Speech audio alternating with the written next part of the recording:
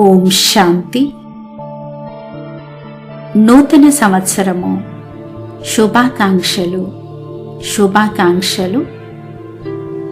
ఈ నూతన సంవత్సరంలో పాత స్వభావ సంస్కారములకు వీడుకోలు మరియు క్రొత్త జీవితానికి నూతన స్వభావ సంస్కారములకు నూతన యుగ పరివర్తనకు స్వాగతం, స్వాగతం, సుస్వాగతం.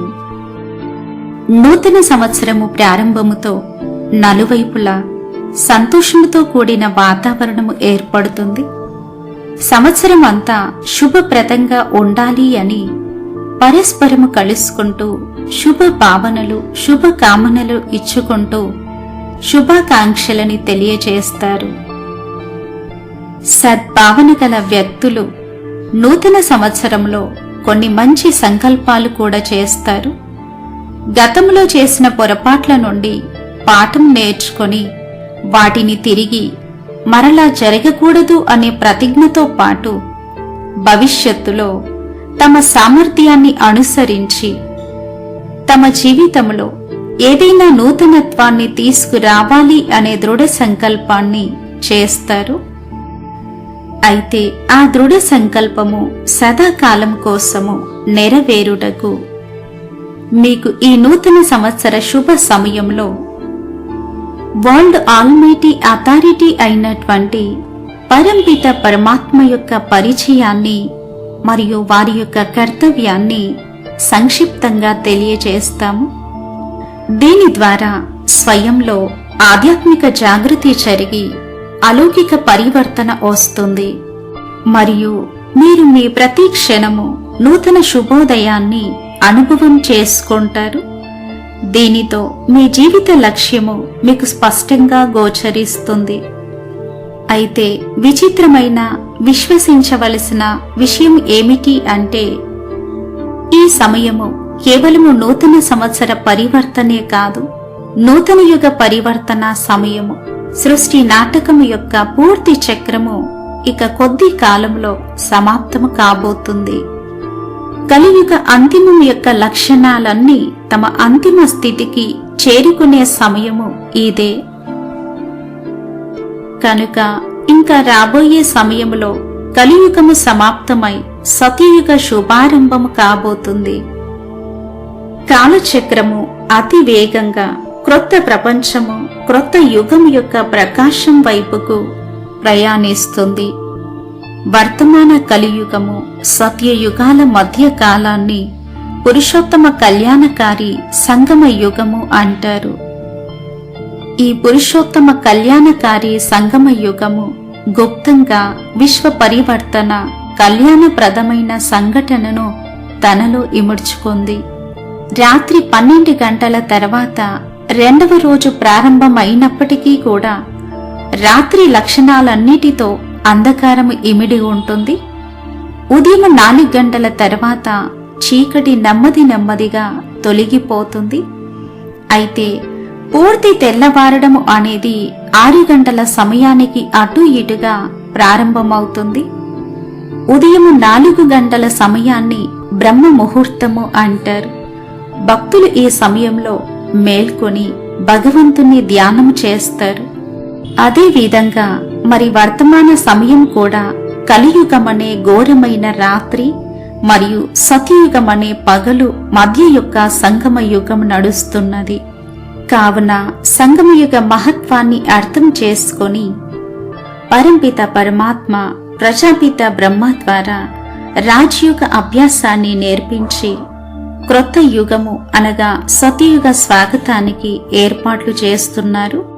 అందువలన ఈ గుప్త యుగం యొక్క విలువను తెలుసుకొని మనం నూతన సంవత్సరం జరుపుకోవడమే కాదు, నవయుగానికి వెళ్లేటువంటి ఏర్పాట్లు కూడా చేసుకోవాలి. సర్వోన్నతుడైన పరంపిత పరమాత్మ పరంధామ నివాసి జ్ఞానసాగరుడు, శాంతి సాగరుడు. పరంధామం నుండి ఆత్మలమైన మనము సృష్టి రంగస్థలం పైకి వస్తాము. అచ్చట బంగారు ఎరుపు ప్రకాశం ఉంటుంది. దానినే బ్రహ్మాండము లేక బ్రహ్మలోకము ఆత్మల లోకము లేక ముక్తి ధామము అని అంటారు. పరంపిత పరమాత్మ జనన మరణ చక్రంలోకి రారు, కానీ తన పిల్లలకు జ్ఞానయోగాలను నేర్పించేందుకు ఒక సాధారణ వృద్ధ తనువులో ప్రవేశించి వారికి ప్రజాపిత బ్రహ్మ అనే నామకరణం చేస్తారు. పరమపిత పరమాత్మయే జ్ఞానసాగరుడు, శాంతి సాగరుడు, ప్రేమ సాగరుడు, శక్తి సాగరుడు మరియు అవినాశి. ఎలాంటి కండిషన్ లేకుండా తన వద్ద ఉన్నటువంటి వారసత్వాన్నంతటినీ ఇచ్చేవారు పరమ శిక్షకుడు. భగవంతుడు మనకు జ్ఞానరత్నాలతో అలంకరించి స్వర్ణిమ ప్రపంచాన్ని బహుమతిగా ఇచ్చేందుకు వస్తారు. మనల్ని జాగృతము చేసి వారి దగ్గర ఉన్నవి అన్నీ ఇచ్చి కూడా ఎల్లప్పుడూ సంపన్నంగా ఉంటారు. వారు సదా దాత. సతీయుగ ప్రపంచానికి వెళ్లి దైవీ రాజకుమారి రాజకుమారులుగా అయ్యే విధంగా తయారు చేస్తారు. 4 యుగాల సంపూర్ణ చక్రాన్ని ఒక కల్పము అంటారు. ఈ పూర్తి కల్పం యొక్క ఆది మధ్య అంతిమాలను ఒక వృక్షం రూపంలో చూపించారు. ఈ కల్ప వృక్షానికి బీజరూపుడు పరమపిత శివ పరమాత్మ. కల్పవృక్షము ద్వారా మనోకామనలు పూర్తి అవుతాయి అని దాని అర్థము. కావున సృష్టికి బీజరూపుడైన పరమాత్మని సాన్నిధ్యంలో ఏ సంకల్పము చేసినా మనోకామనలు వెంటనే ఫలిస్తాయి అని అంటారు. మరి ఇది యుగ పరివర్తన శుభ సమయము. మనం దృఢ నిశ్చయము, ధైర్యముతో కూడిన శుభ సంకల్పాలతో పాత స్వభావ సంస్కారాల నడవడికను మార్చుకొని సుఖశాంతి భరితమైన స్వర్ణిమ ప్రపంచానికి వెళ్లే అదృష్టాన్ని ప్రాప్తి చేసుకోవాలి.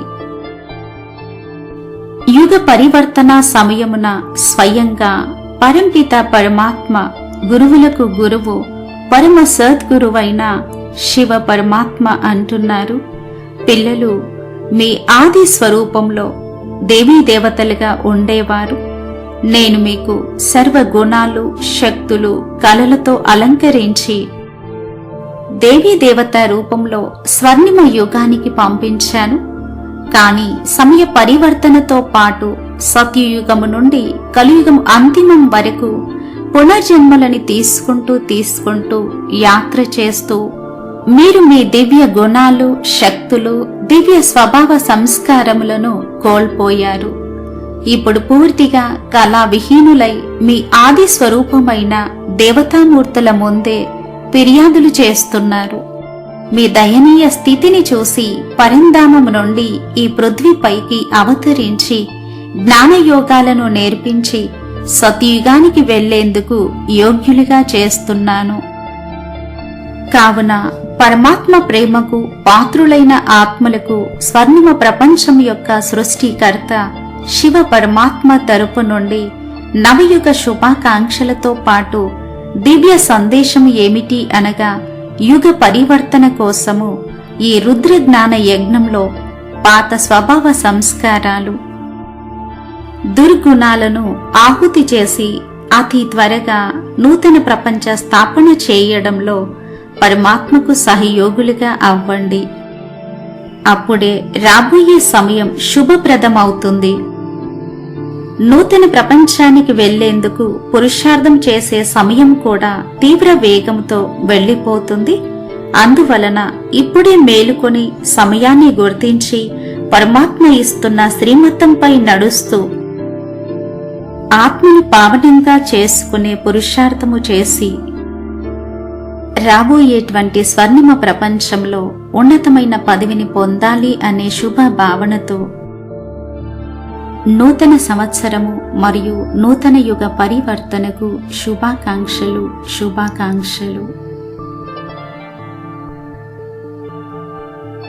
ఓం శాంతి.